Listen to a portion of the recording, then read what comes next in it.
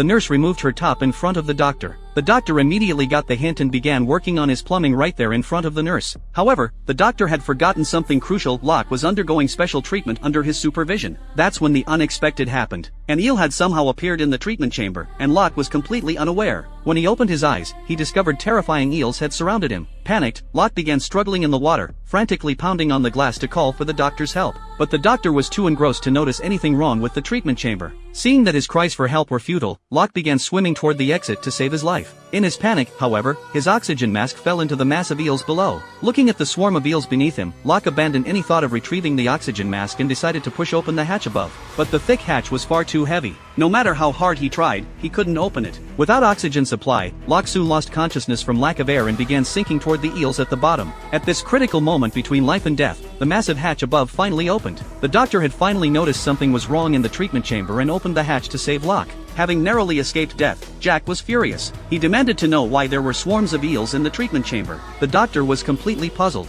He took out a flashlight and shone it into the treatment chamber, only to find nothing but water, no other abnormalities. Refusing to believe it, Locke snatched the flashlight and carefully examined the treatment chamber. Indeed, there was no sign of any eels. Confused, Locke reflected on everything that had just happened. He began to suspect that what he'd experienced was merely a dream.